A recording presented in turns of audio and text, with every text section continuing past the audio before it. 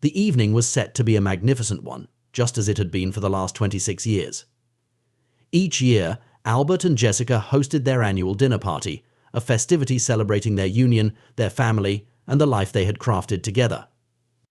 The house was alive with the sounds of mirth and dialogue, the aroma of roasted meats and freshly baked bread wafted through the air, blending with the fresh scent of Jessica's favorite flowers decorating the dining table.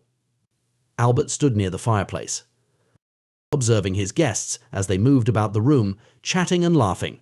He felt a sense of fulfillment seeing how well everything had turned out. Hosting this party was always a significant point of pride for him, a means to display the life he and Jessica had established. He glanced across the room and saw her standing with a group of friends, her head thrown back in laughter. She was wearing the black mini dress he adored, the one that suited her perfectly, revealing just enough skin to be enticing without being explicit. As Albert watched her, he experienced a familiar surge of affection even after all these years. Jessica still captivated his attention. He recalled their wedding day, how she looked walking down the aisle, and how he had felt like the most fortunate man alive. That sensation had persisted over the years, despite the challenges they had encountered. But tonight, something felt off as he watched Jessica, a sense of discomfort slowly creeping in. It was subtle at first, just a slight unease at the back of his mind, but it intensified as the evening progressed. He tried to dismiss it, convincing himself it was merely the typical stress of hosting a large gathering. "Albert, this is marvelous," said Kint, one of their oldest friends, as he approached with a drink in hand. "You've really outdone yourself this year." "Thank you, Kint," Albert replied, managing a smile. It's always a joy to have everyone together, but even as he spoke, his thoughts were elsewhere. He couldn't help but notice how Jessica and his younger brother Frank were interacting. Frank had arrived late, as usual, but had quickly made himself comfortable. Albert had always been close with his brother, despite their 6-year age difference and Frank's propensity for trouble. Since Frank's recent divorce, he had been more reclusive, but tonight he appeared almost too cheerful. Albert was pleased to see Frank smiling again, but something about his demeanor seemed off. He observed as Frank moved through the room, always seeming to circle back to Jessica. The two had always been amicable, but tonight there was a different vibe between them. It wasn't anything blatant, just subtle cues and inside joke that no one else caught, a prolonged glance that seemed to linger. "Excuse me for a moment," Jessica said, touching Albert's arm as she passed. "I need to check on something in the kitchen." Albert nodded, watching as she walked away. A few minutes later, he noticed Frank slipping out of the room as well, muttering a vague excuse about needing to assist Jessica with something. A cold knot of anxiety formed in Albert's stomach. He tried to shrug it off, telling himself he was overreacting, but the uneasy feeling lingered. The laughter and chatter of the party seemed to recede into the background as his mind teemed with possibilities. He considered following them immediately but hesitated, uncertain if he was prepared to face whatever might be happening. Instead, he waited, his gaze shifting between the doorway and the guests who were still enjoying the evening, unaware of his mounting discomfort. The seconds dragged on, each one feeling interminable.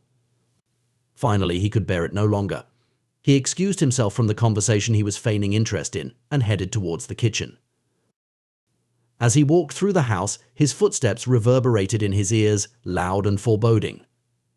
The nearer he got to the kitchen, the faster his heart throbbed. He paused outside the door, hearing muffled voices from inside. One was Jessica's, her tone playful, a side of her he hadn't encountered in a long time.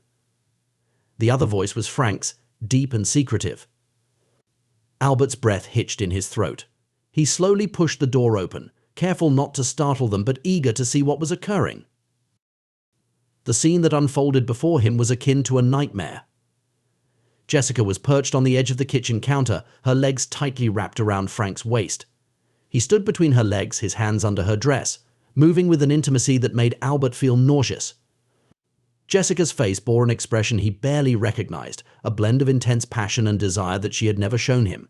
Their faces were mere inches apart, Jessica's look one of sheer ecstasy, her eyes half closed, her lips slightly parted.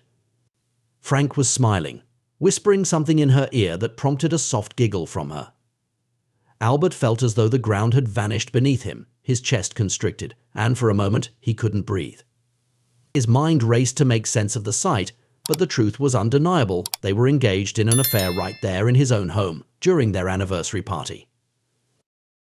Jessica, Albert whispered, his voice barely audible. The words slipped out before he could fully grasp the scene. Jessica's eyes flew open, locking with his for an instant. It was as if time had frozen. The look of delight on her face quickly morphed into horror as she recognized they were caught.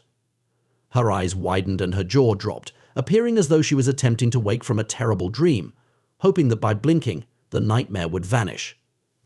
But the nightmare was real.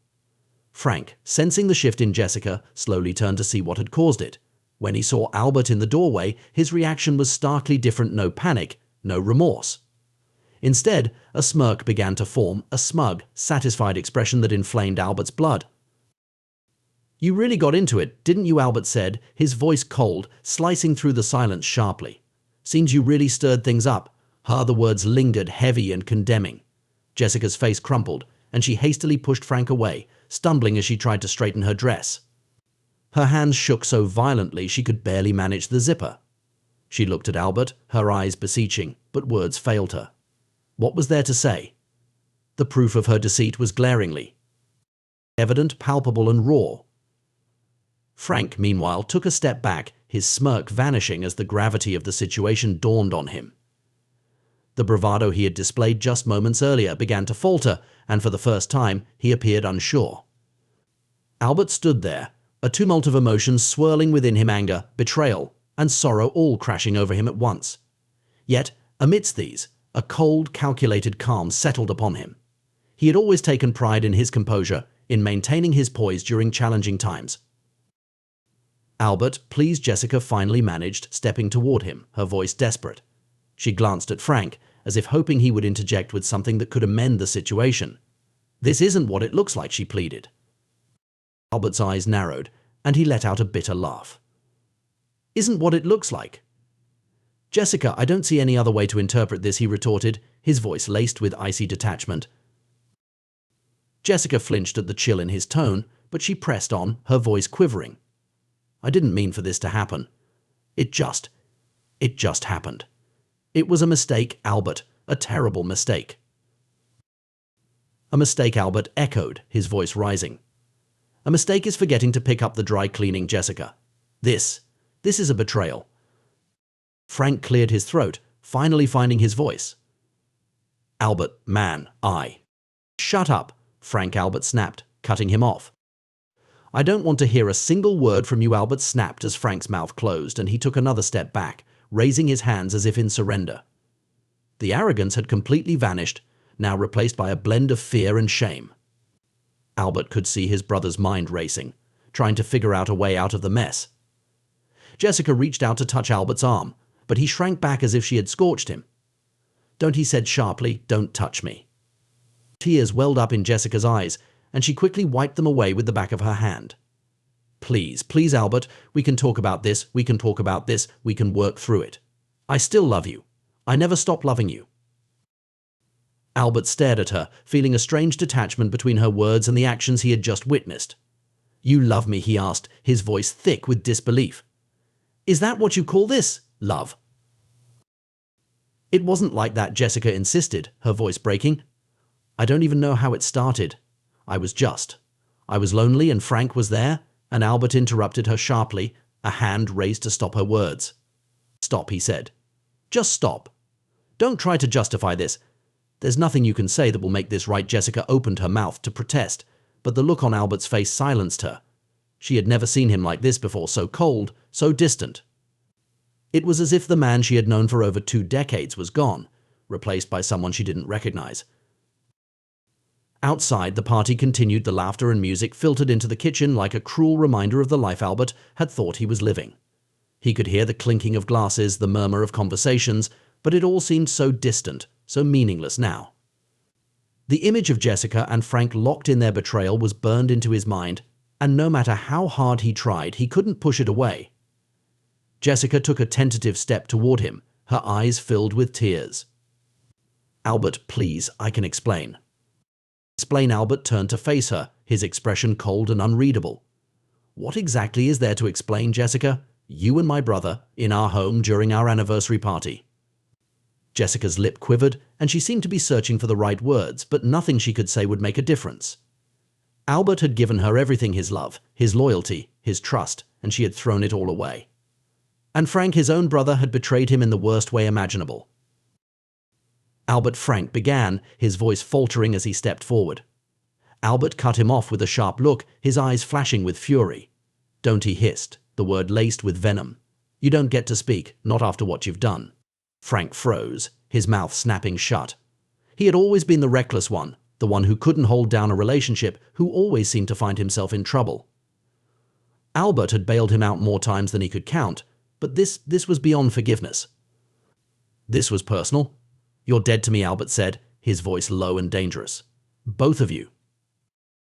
The words hung in the air like a death sentence, and for a moment neither Jessica nor Frank moved. Albert could see the shock in their eyes, the realization that there was no going back, that the damage was done and irreversible. For a moment, the three of them stood there in silence, the reality of the situation settling over them like a dark cloud. Albert could feel his heart pounding in his chest, each beat echoing in his ears like a drum. He wanted to scream, to lash out, to do something to release the rage that was building inside him, but he held it back. He wouldn't give them the satisfaction of seeing him break. Instead, he took a deep breath and looked at them both, his gaze steady and unyielding. "Here's what's going to happen," he said, his voice calm and controlled. "You're both going to leave this house now and don't bother coming back. I don't want to see either of you ever again." Jessica's eyes widened in shock. "Albert, you don't mean that. We can." "I do mean it," Albert interrupted, his tone leaving no room for argument. "We're done, Jessica. You made your choice, and now you have to live with it." Frank hesitated, glancing between Albert and Jessica as if looking for some way to defuse the situation, but Albert didn't give him the chance. "Get out," he said again, his voice hard as steel. Both of you, Jessica looked like she wanted to say something more, but the look in Albert's eyes stopped her. She nodded slowly, tears cascading down her cheeks, and turned to leave the kitchen. Frank followed, his head bowed, his footsteps laden with the gravity of his actions. Albert watched them depart, his heart a tumult of fury and grief. When the door finally shut behind them, he let out a prolonged, shaky breath, leaning heavily against the counter. His world had just crumbled, but he knew he couldn't afford to break down, not yet. There would be time to mourn later. For now, he needed to concentrate. There were tasks that demanded his attention, decisions to be made. The life he once knew was finished, and it was up to him to determine his next steps. He needed to leave that space, to think, to strategize. The party had effectively ended with this ordeal, and he made his way upstairs to his study, the only place in the house where he felt solitude. Once inside, he shut the door and leaned against it, exhaling another long, shaky breath. The study was his refuge, a haven where he could escape the pressures of work and life. The walls were adorned with shelves brimming with books, and a large mahogany desk sat in the center, papers neatly arranged on top.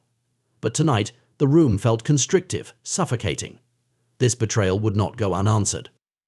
He had always considered himself a just man, but this situation demanded more measures that would make them both regret their actions.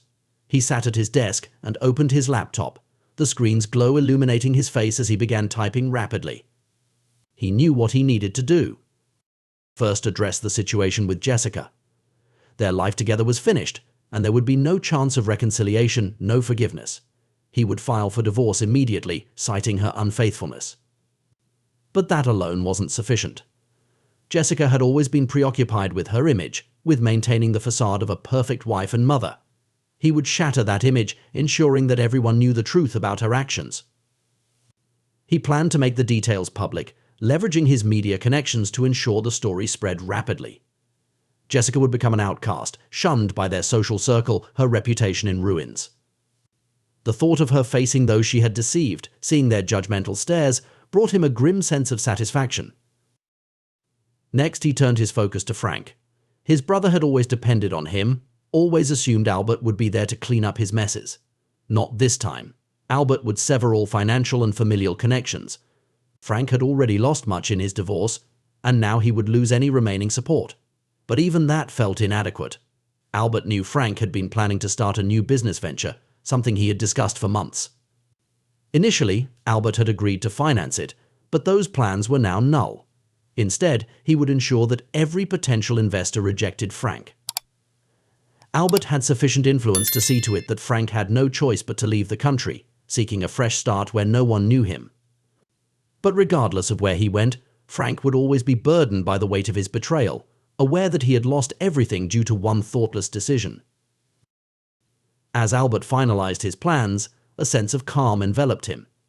He had always believed in justice, in the principle that actions have consequences. Now, he would be the agent of those consequences, ensuring that Jessica and Frank paid dearly for their transgressions. He closed his laptop and leaned back in his chair, gazing at the ceiling. The party continued downstairs, but he had no interest in returning. The life he had known was over, and now all that remained was to make certain that those who had wronged him faced severe repercussions. Albert stood, a cold resolve taking hold. There was still much to do, but he was prepared. The plan was in place and there was no turning back. Jessica and Frank had made their choices, and now they would endure the consequences of their actions.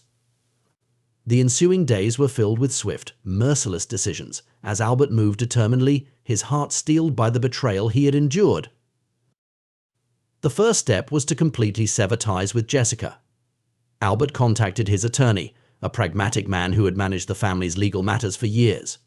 Within hours, the proceedings for a divorce that would leave Jessica with nothing were underway. Jessica attempted to contact him, begging for an opportunity to explain and rectify things. She called him, sent texts, and even appeared at his office, but Albert refused to engage with her each time her name appeared on his phone. He experienced a renewed wave of revulsion. He had no desire to hear her voice or be influenced by any remnants of the love he once felt. That love had now turned into a cold, fierce determination to make her pay for her actions. The most challenging part was informing their children, who were still unaware of any issues. This disclosure wouldn't be simple, as they had always viewed their parents as the epitome of stability and love. When Albert sat Michael, 24, and Stella, 21, down to tell them the truth, their reaction was one of profound shock. Michael, looking so much like his father, was the first to respond, his usually composed face contorted in disbelief. "Dad." "Are you sure?" he whispered, struggling to grasp the reality. "Mom with Uncle Frank? It doesn't make sense." "It's true," Albert responded, his voice steady yet icy. "I caught them myself." Stella, always more openly emotional, burst into tears. How could she sobbed, her hands trembling as she covered her face. "How could she do this to you, to us?" At that moment, Albert had no comforting words to offer. He had always been a man of action rather than sentiment, and now he needed to maintain that resolve. "I'm filing for divorce," he declared firmly. "Your mother made her choice, and now she must live with it." The harsh reality struck Stella hard, her tears giving way to a simmering rage directed at Jessica. That evening, when Jessica came to the house attempting to speak to Albert, Stella confronted her in the hallway. "How could you do this to Dad?" she demanded, her voice quivering with anger. "How could you betray him like this?" Jessica's expression crumbled, tears welling up in her eyes, but Stella was relentless. "Do you even care about what you've done to this family? You've destroyed everything."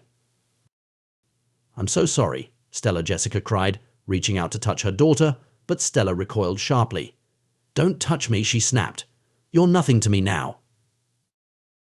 Michael, who had been silently observing, finally spoke up, his tone as cold as his father's. "I don't ever want to see you again," he stated, his words slicing through the air decisively. "You're dead to me." Jessica stood there, devastated, as her children turned away from her. She longed to explain, to make them understand that it hadn't meant anything, that she had made a terrible error, but the truth was too hideous, too shameful. Albert observed from a distance, his emotions a mixture of satisfaction and sorrow. This was the outcome of Jessica's actions. She had dismantled their family, and now she was facing the consequences. The divorce was settled swiftly, with Albert ensuring that Jessica was left with nothing. He took the house, the savings, and even the car. Jessica, who had once enjoyed a life of comfort and luxury, was now relegated to a small, drab apartment on the other side of town, the only place she could afford with the little savings she had. The humiliation was excruciating, but she had no one to blame but herself. As for Frank, the fallout was equally ruinous. The news of his betrayal spread through their social circle rapidly, and friends and acquaintances who had once respected him now ostracized him. He became a social outcast, with whispers and glances haunting him wherever he went. Unable to endure the constant judgment and shame, Frank made a decision. He packed up the few possessions he had left and fled the country, leaving behind the chaos he had caused. He didn't inform anyone of his destination, not even his closest friends, disappearing in hopes of starting anew in a place where no one knew his name, where he could elude the repercussions of his actions. But Albert was aware that no matter where Frank ventured, the guilt would accompany him. The realization that he had ruined his brother's life, shattered his family, and lost everything would torment him for all his days. The fallout was total. Albert had stripped them of everything: their relationships, their peace, the life he had known, and in exchange he had obliterated theirs. But as he stood in the empty house, the echoes of the past resonating in the silence, he couldn't shake off the feeling that he too had lost something vital. The revenge had been satisfying, yet it felt empty. The life he had built, the family he had treasured, was now gone, and no measure of retribution could restore it. Albert was left alone, triumphant in his quest for justice, but with nothing to show for it except the hollow shell of a man who had lost everything dear to him. In the months that followed, Albert immersed himself in his role as a father. He attended every one of Michael's business presentations, offering advice and support as his son navigated the initial stages of his career.